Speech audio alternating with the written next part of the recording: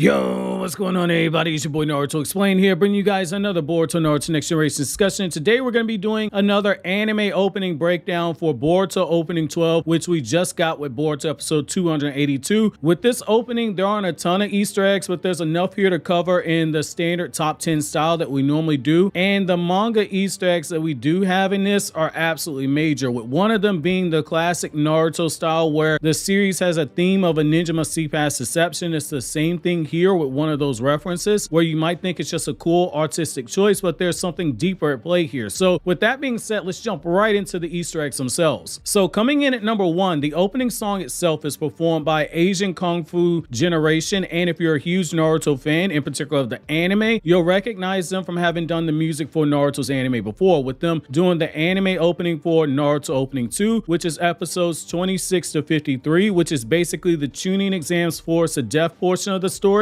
up until when Naruto meets Jiraiya, which is fitting because that section of the story was a major transition towards the darker side of Naruto coming into play. We had Orochimaru being introduced, the threat that he was posing, and the first signs that Sasuke was going to make his breakaway from Team 7 and that Team 7 was never going to be the same following these events. If you're familiar with what goes on in the Code Assault arc of the manga, which is what this opening is a teaser for, it's a very similar thing going on, with Code being introduced and the major changes that we learn are going on with both Boruto and Kawaki, where you can see that there are cracks forming in the foundation of their relationship. It's appropriate that just as Asian Kung Fu Generation first opening for the Naruto series was a transition to a coming split, their first opening for the Boruto series is also coming at a time where a split's being set up. At number 2, we have the shot of Boruto leaping into the sky, where you have the dark clouds and you have the light spilling out from what starts as a hole in the middle of the sky in the middle of the screen, which starts to spread and grow larger, with Boruto's name written on the rooftop in blood red stained colors. For manga readers, that hole in the dark sky and the bloody spelling of Boruto's name probably stands out because of Boruto getting a giant hole in his chest during Boruto chapter 66, which ironically takes place at night as well. You could argue that the light breaking through the darkness is a result of what happens after Boruto gets that huge hole in his chest, because the light breaking through the darkness and spreading through the darkness could symbolize Boruto coming back from death and coming back from the darkness that was Momoshiki controlling his body. What started as a small hole in the sky, showing the sunlight breaking through the darkness and gradually growing in size, also references Boruto's chroma seal, which after he'd been stabbed in the chest began to start spreading in size across his body, just like we see the sunlight spreading across the dark sky. At number 3, after we have some of Boruto's classmates assemble in their teams, we have Team 7 standing on the various rocks, but the order at which they're standing should make you think about Boruto chapter 58. They're all standing in the same order at which the sparring matches took place, where we have Sarada asserting her authority as a Chunin for the group in this shot by pointing ahead as if to give orders, but what you'll notice is that Kawaki has his arms crossed, which is a notable thing to take note of because many people still view having the arms crossed as a defensive posture, and given how aggressive Kawaki is in chapter 58 when he goes off on Team 7 during their training, it's a nice nod to what you're seeing. As for the order itself, starting from the right to the left, you have Mitsuki, who Kawaki attacked first, then you have Sarada, who Kawaki attacked second, then at the center of the screen you have Kawaki, which is fitting because he's literally at the center of the conflict of that chapter as well as the conflict of this arc, and you have Boruto at the end of the screen, which is also fitting because he's the last person that Boruto fights during that conflict. At number 4, we have Himawari's classmates at the academy being shown. It's a quick you blink it and you miss it reference to the academy arc that we got this summer, but it's also a subtle reference to the fact that in this Code Assault arc we have a major moment for Himawari where she still isn't sure if she should become a ninja or not, and one of the things that drives her towards wondering about whether or not she should become a shinobi is because of what happens to Boruto, and she even asks her mother if Hinata would worry more than she already does if Himawari became a ninja. Manga Himawari hasn't made her mind up about her shinobi path, and neither has anime Himawari, but the fact that Himawari's classmates are being dropped into this opening with all this ninja stuff going on, it gives you an idea of where the story might be leaning towards. Now at number 5, we have Boruto and Kawaki in their Otsutsuki transformations, and this is absolutely huge, but not for the reasons that you're thinking. So both of them have the karma seal activated. This is obviously a reference to the huge Boruto versus Kawaki battle that takes place at the climax of this arc after Kawaki reawakens his karma seal. The colors themselves are really interesting when you look at the meanings behind them, in particular the Japanese culture meanings behind these colors. So green in Japanese culture has a pretty pretty interesting history behind it, especially when you start looking at the time periods that Naruto borrows a lot of folklore information from. So in the 13th century of Japan, green tea was something that Japanese nobility would have tea ceremonies for. There was an air of nobility and specialness to it. You'd often see tea ceremonies for the samurai as well. Ishiki's marker in that 10 tails dimension was above all the other Otsutsuki markers, giving the impression of a superiority complex over the other Otsutsuki markers, which made sense because he was a superior to Kaguya. Kawaki's karma belonging to a superior Otsutsuki would fit in with that belief that there's superiority to it, whereas Kaguya and those other Otsutsuki represent more of the six paths and the samsara element, whereas Kawaki and Ishiki represent more of that breaking away from samsara, evident by both of them having the 8 trifold path for their dojutsu. Kawaki's karma also belonging to a superior Otsutsuki would fit into the belief that there's superiority to it, in particular because of the origins of what his karma powers are, coming directly from Shibai Otsutsuki, the Otsutsuki god himself. That also makes a ton of sense for the color choice that we're seeing. Now, Boruto, on the other hand, this is where it gets really interesting. Boruto is covered in red, and this one makes a lot of sense as well. But in order to understand it, you got to go back to ancient Japan as well. So in ancient Japan, the graveyards of those who were in power, there were pictures that were painted with Indian red made of iron oxide, and the red was believed to be a color meant to protect the body of the person in power from evil. Boruto's karma seal is Momoshiki's vessel. The karma seal is meant both to revive Momoshiki into Boruto's body, but the power of the karma is also meant to protect Boruto by using portions of Momoshiki's power until the karma seal is fully extracted so Momoshiki can revive. That karma seal is meant to protect Boruto until that happens. When you look at the Torii shrine gates at the Shinto shrines, red is meant to protect from evil and disaster, which is ironic given that Boruto's colored in red and Momoshiki is both evil and a disaster to those waiting to happen. But the red is also believed to increase the power of the gods worshipped at those shrines, and Boruto being covered in red is also a play on that because Momoshiki's soul still dwells within Boruto. Otsutsuki are referred to as celestial parasites. However, Momoshiki referred to himself as a god when he spoke to Boruto and gave him the karma seal, and Momoshiki also has knowledge of the Otsutsuki clan's god jutsu, better known as divine jutsu or shinjutsu depending on the translation. Boruto with the karma increases his power,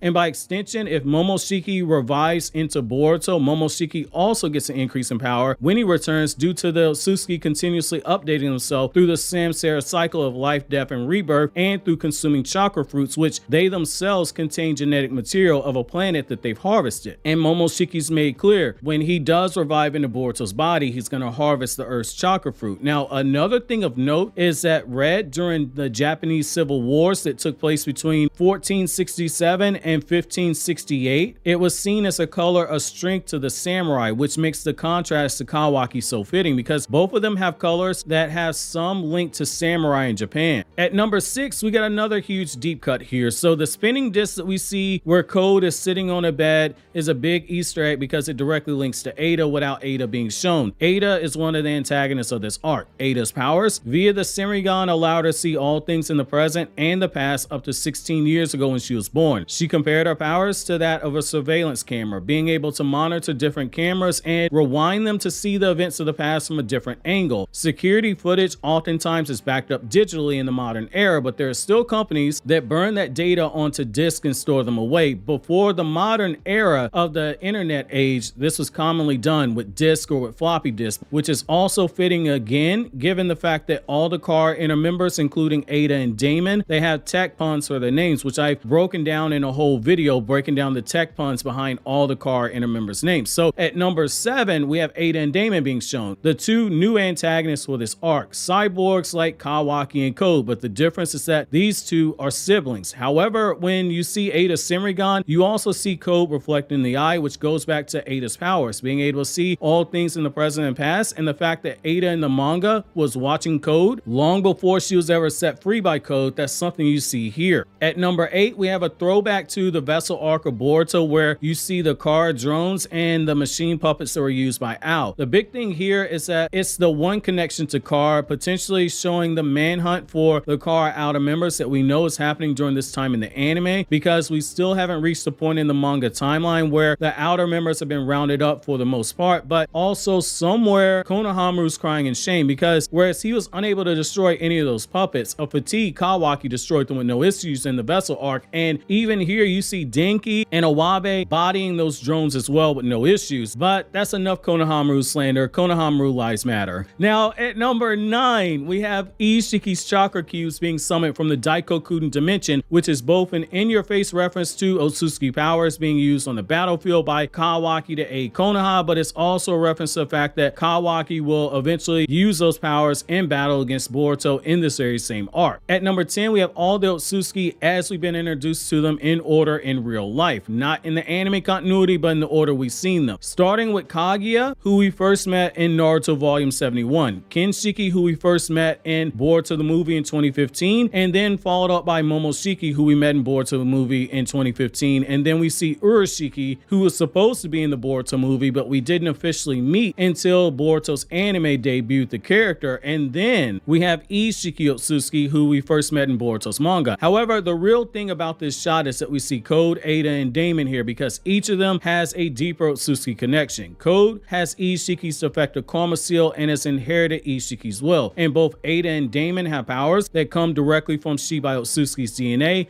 Shibai being the god of the Otsutsuki clan. And that's literally going to be it in terms of significant Easter eggs or references, just enough for a top 10 style video. If you notice any Easter eggs that I might have missed, feel free to let me know down in the comment section below, and let me know which Easter eggs stood out to you the most in this video. Keep notifications turned on because I'll be doing a similar breakdown for the new anime ending as well.